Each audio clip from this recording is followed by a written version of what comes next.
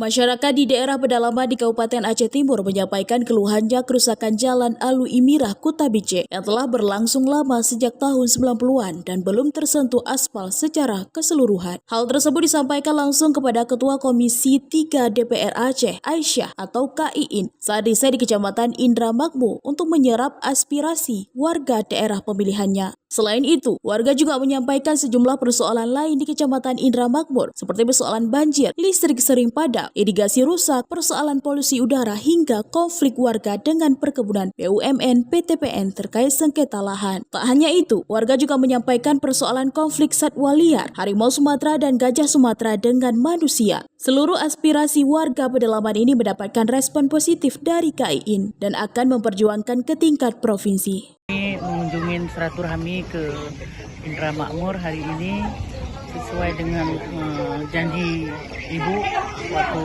caleg.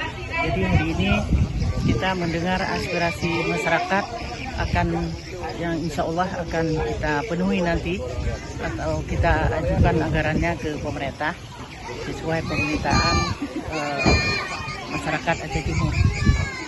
Ada permasalahan inti apa saja yang diterima dari masyarakat ini? Yang pertama sekali adalah jalan yang sampai saat ini masih putus-putus, jadi itu kepentingan umum ya, sangat mendesak. Kemudian juga penanganan banjir. Kehadiran KIIN yang juga wakil bendara DPP Partai Aceh ini diapresiasi warga setempat dan ini menjadi kesempatan menyampaikan aspirasinya. Warga berharap KIIN dapat membawa aspirasi ini untuk memperjuangkan pengaspalan jalan lintas kecamatan tersebut serta membantu menyelesaikan sejumlah persoalan yang ada di Kecamatan Indra Makmur.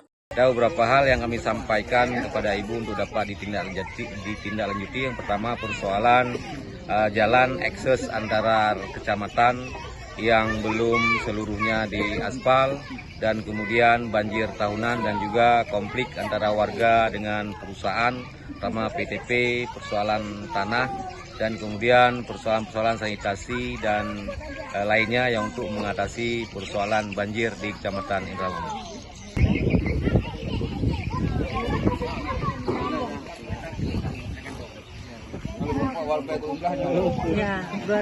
Dari Aceh Timur, Romi Syaputra melaporkan untuk Puja TV.